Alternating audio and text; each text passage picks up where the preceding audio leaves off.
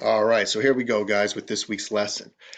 Last week, we dealt with dot plots, so a certain type of graph. This week, we're going to be looking at histograms and exploring histograms.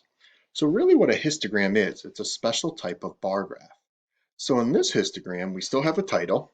So what the data that was collected was the age of lottery winners. Go down here to our x-axis. We have the age in years, and along our y is the number of winners. Now you'll notice a few differences between a histogram. Actually, can you spot any on your own differences between a histogram and a bar graph? I'll give you a moment.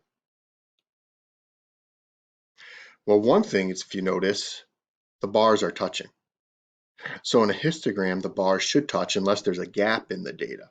Where a bar graph, they should not be touching. Another really important thing with a histogram, and it's what makes a histogram, is that the x-axis, we have intervals for our data. So instead of having a particular bar for each person's age, the people got lumped into groups. So anybody between the ages of 20 and 29, it looks like there was two people. We don't know if they were ages 21, 22, 23, so on, but we know that two people in their 20s won the lottery. It looks like there was 5 people in their 30s, 6 people in their 40s, 8 people, which was the mode, so most was in their 50s, and so on.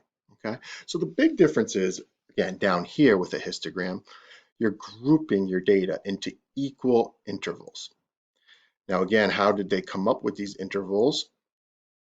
It's because they looked at the spread or the range of the data, taking the smallest and the largest. So probably the youngest was somewhere in the 20s, oldest was the 70s, and decided to go by tens for the data. Although the beginning one goes by 20, but there was nobody in that category. So then it starts going by tens right here. And that's basically what a histogram is. Again, you don't want to collect or make, I should say, a lot of different bars.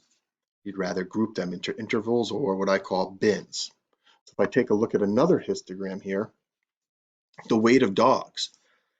Notice on our x-axis, we have the weight, the number of dogs. It's a lot of dogs they collected data on. 5, 15, 24 here, 35, another 16, 6, 4. Instead of making a bar graph or a bar for each dog, you could, again, use a histogram and lump them into groups. So when you're dealing with a large spread, a large range of data, it's just another type of graph that becomes really useful. All right, it looks like the mode, most dogs weigh between 30 and 39 right here. Okay. And notice the bars are touching.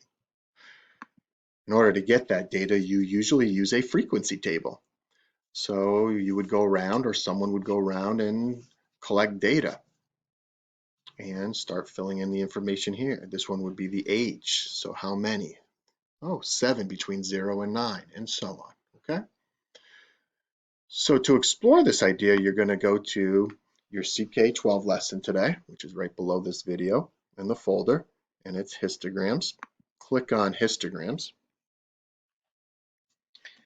and it takes you to your lesson. I'm going to enlarge that. And here we go, histograms. How do you travel? So the first interactive activity is going to talk about a data table, a bar chart, and a dot plot. Things you are familiar with. As I scroll down, it talks about the importance of a frequency table, where you're going to collect data from. So then it talks about histograms a little bit more. That's the one we just kind of saw about the weight of dogs. Let's check out this one, high school basketball. The members of the high school basketball team practice taking free throws. Each player attempts 50 free throws. The number of free throws made by each player is listed below. So in this interactive, create a dot plot using the high school basketball team's free throw data above. So once we do that, oops, there we go. Then it will ask you and get into you making a histogram using that data.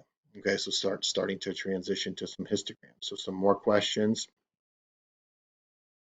Number of dogs when you go to try this type.